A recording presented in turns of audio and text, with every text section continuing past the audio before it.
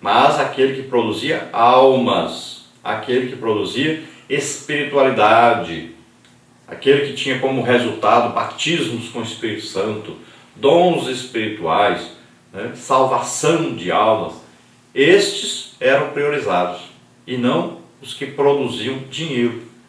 Infelizmente a igreja hoje mudou esse pensamento e aqueles que são bem vistos, aqueles que progridem, aqueles que dirigem grandes congregações, são aqueles que produzem financeiramente. São vistos como os melhores, os que produzem financeiramente, e não os que produzem espiritualidade. Então Paulo também não era um patrão. Paulo não encarava a igreja como se estivesse olhando para os seus subalternos, mas ele olhava como para filhos. Paulo não olhava para a igreja pensando ali que ele era o dono, o proprietário, que todos tinham que se humilhar perante ele, obedecê-lo a qualquer custo. Nada disso. Ele visava sempre obedecer a Cristo e convidava todos a imitá-lo nisso. Ele vivia de maneira humilde, muitas vezes oprimido, passando por tribulações, por sofrimentos, muitas vezes passando por até necessidades, e ele buscava pessoas que imitavam a ele nessa comunhão que ele tinha para com Deus, nesse conhecimento que ele tinha de Jesus Cristo, visando sempre a salvação das almas. A melhor figura que Paulo pode ser comparado em seu comportamento em relação à igreja é de um pai que ama os seus filhos gerados na fé de Cristo. Todas as palavras do apóstolo, admoestações, exortações e deprecações, demonstram um profundo amor para com a igreja de Filipos. Precisamos de obreiros que amem a igreja do Senhor. Esta é constituída por pessoas necessitadas, carentes, mas sobretudo desejosas de serem amadas pelos representantes da igreja.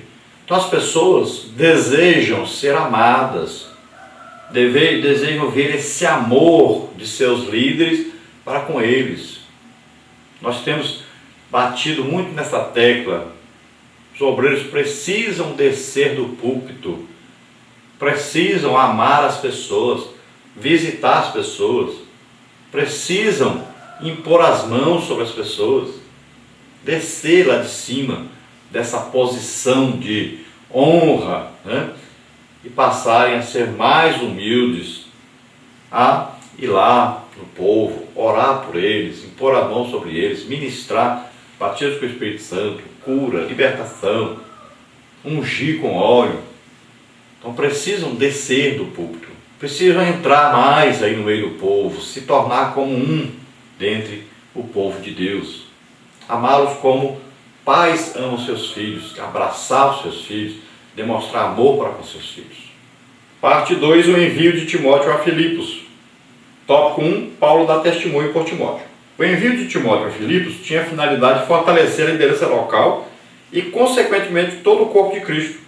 Além de enviar notícias suas à igreja, Paulo também esperava consolar o seu coração com boas informações acerca daquela comunidade de fé.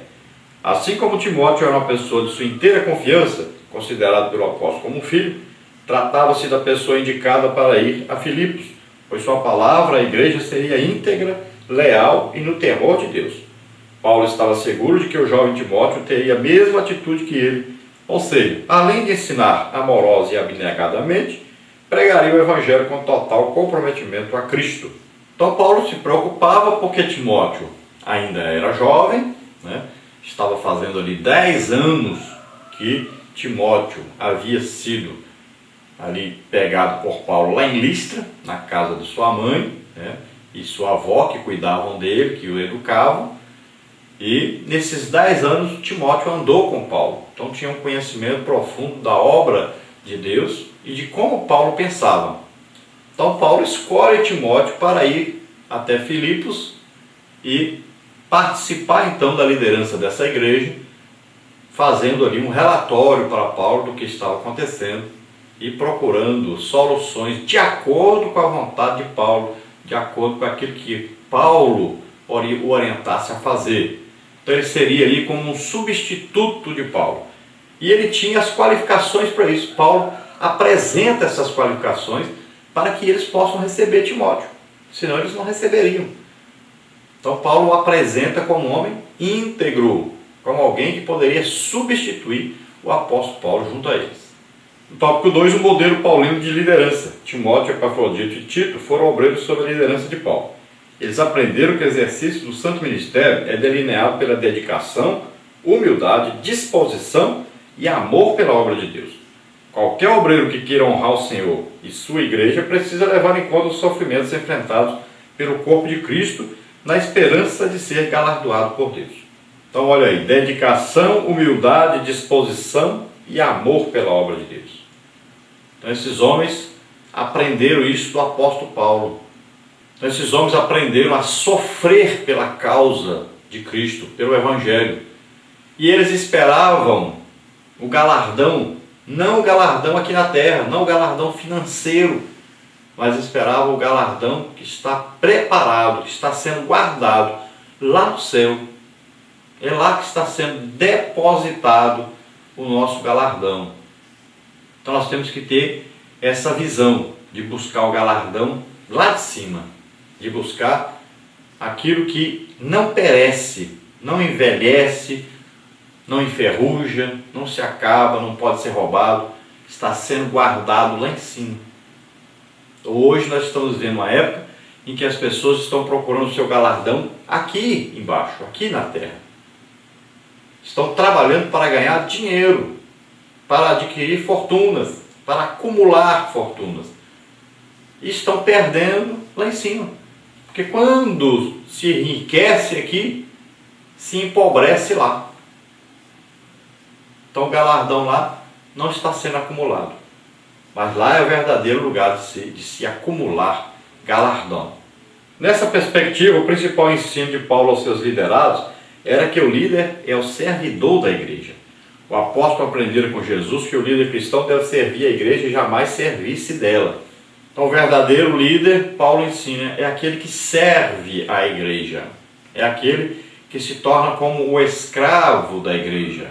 Então Jesus escolheu homens e deu esses homens à igreja, para servir a igreja, e não para ser servido pela igreja, como se estão fazendo hoje, como as pessoas entendem hoje. Então os líderes não são para ser servidos, mas para servir a igreja. Tópico 3, as qualidades de Timóteo. Timóteo aprendeu muito com Paulo em relação à finalidade da liderança. Ele se solidarizou com o apóstolo e dispôs-se a cuidar dos interesses dos filipenses como autêntico líder. Paulo declarou aos filipenses que Timóteo, além de um caráter aprovado, estava devidamente preparado para exercer a liderança, pois tinha uma disposição de servir ao Senhor e à igreja. Todo líder cristão precisa desenvolver uma empatia com a igreja, tornando-se um marco referencial para toda a comunidade de fé. O verdadeiro líder, que assume o papel verdadeiro de líder na igreja, é aquele que é exemplo para os seus liderados. Exemplo de quê? Será que é exemplo de riqueza? De carro novo, de casa bonita, de um sítio, de uma fazenda? Será que esse é o exemplo que as ovelhas devem copiar, devem ver no seu líder? Será que esse é o exemplo que eles devem buscar? Não. Exemplo de pessoas que sofrem pelo Evangelho, que são perseguidas por causa do Evangelho. Exemplo de pessoas que vivem em jejum e oração e estudo da palavra de Deus. Esse é o exemplo. Exemplo de amor, exemplo de pais que amam os seus filhos, que dão a vida pela igreja. Esse é o exemplo. Estão confundindo as coisas. As ovelhas não devem ficar aí desejando ter o que o seu pastor tem, mas as ovelhas devem desejar ser o que o seu pastor é. Então está havendo aí uma inversão de valores. Parte 3, Epafrodito, um obreiro dedicado. Tópico 1, Epafrodito, um mensageiro de confiança. Epafrodito era grego, um obreiro local exemplar e de caráter ilibado. O apóstolo Paulo o elogia como um grande cooperador e companheiro nos combates. Então Epafrodito era de Filipos, portanto era grego, e aprendeu muito com Paulo durante o tempo que esteve com Paulo. Ele esteve doente e durante esse período Paulo pôde treiná-lo. Veja bem que às vezes a pessoa fala, mas Paulo tinha o dom de curar. Por que Paulo não orou por Epafrodito e o curou? Por quê? Porque Deus não desejava que Epafrodito fosse curado, porque então ele não seria treinado pelo apóstolo Paulo. Então era o desejo de Deus que Epafrodito permanecesse ao lado de Paulo. Para que ele foi enviado até Paulo, que estava preso em Roma? Foi enviado para levar ajuda financeira, para pagar o aluguel da casa onde Paulo morava, levar uma ajuda financeira para que Paulo pudesse ter aí uma subsistência, né? Agora ele ia levar isso e voltava. Mas o que aconteceu? Quando ele foi, adoeceu e teve que ficar lá um período. Vamos dizer aí que pelo menos um ano ele deve ter ficado na companhia de Paulo. E assim ele pôde ser treinado por Paulo. Paulo passou para ele as diretrizes de como governar uma igreja, de como administrar uma igreja, de como fazer com que essa igreja fosse espiritual, de como essa visão da igreja fosse direcionada para a intimidade com Deus, para fazer a obra de Deus. Então Epafrodito foi treinado, a palavra aqui é mentoreado, né? Então ali, de todas as maneiras, Paulo passou então para Epafrodito aquilo que era o seu desejo. Se ele estivesse lá na igreja de Filipos, ele diz, olha, eu faria assim, assim, assim, eu agiria assim, assim, assim. E Epafrodito então aprendeu tudo isso. Então o apóstolo Paulo elogia como grande cooperador e companheiro dos combates. Sua tarefa inicial era de ajudar o apóstolo enquanto ele estivesse preso, animando-o e fortalecendo com boas notícias dos crentes filipenses. Epafrodito também foi encarregado de levar a Paulo uma ajuda financeira da parte da igreja de Filipos, objetivando custear as despesas da prisão domiciliar do apóstolo. Então Epafrodito era para levar sempre as notícias e, é claro, de preferência só as notícias boas, para animar Paulo lá na prisão. Mas devido a ele passar muito tempo lá, ter ficado doente, ele teve que passar tanto as coisas boas como as ruins. Então ele passou até a divisão que estava havendo lá, devido a duas irmãs, né? A Evódia e a Sintique, que estavam ali causando divisão à igreja. Então Paulo ficou sabendo também da visita de falsos obreiros, da intenção de falsos obreiros em dirigir a igreja, em pegar, arrecadar o dinheiro da igreja para eles. Então veja bem que em tudo essa permanência de Epafrodito ali foi boa para Paulo, que soube realmente a verdade sobre a situação da igreja em Filipos, e depois envia Epafrodito com a solução para esses problemas, logo depois de ter enviado Timóteo. Tópico 2, Epafrodito, um verdadeiro missionário. Epafrodito não levou apenas boas notícias para o apóstolo, mas também propagou o evangelho nas adjacências da cidade de Filipos. Em outras palavras, Epafrodito era um autêntico missionário. A semelhança de Silvano e Timóteo, bem como Barnabé, Tito, Áquila e Priscila, ele entendia que, se o alvo era pregar o evangelho, até mesmo os sofrimentos por causa do nome de Jesus faziam parte de seu galardão. Então Epafrodito não era apenas um mensageiro de levar as notícias de Filipos até Paulo, mas também era um mensageiro de Cristo, propagando o evangelho em toda a região ali ao redor de Filipos. E veja bem que ele é comparado aqui, se nós olharmos, com esses homens que se destacaram, essas pessoas que se destacaram fazendo a obra de Deus, como está aí Timóteo, né, Priscila e Áquila, temos aí Tito e temos aí um grande obreiro que é Barnabé. Todas essas pessoas entendiam uma coisa interessante. Todos entendiam que o sofrimento ocasionado pela pregação do evangelho era um galardão, era um prêmio que eles estavam recebendo. Olha os apóstolos, quando foram presos em Jerusalém, quando foram soltos, ficaram alegres, porque eles dizem, olha, nós somos achados dignos de sofrer por causa de Cristo.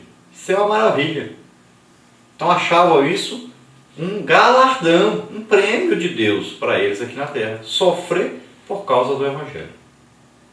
Hoje, quando existe sofrimento, as pessoas dizem, isso é do diabo.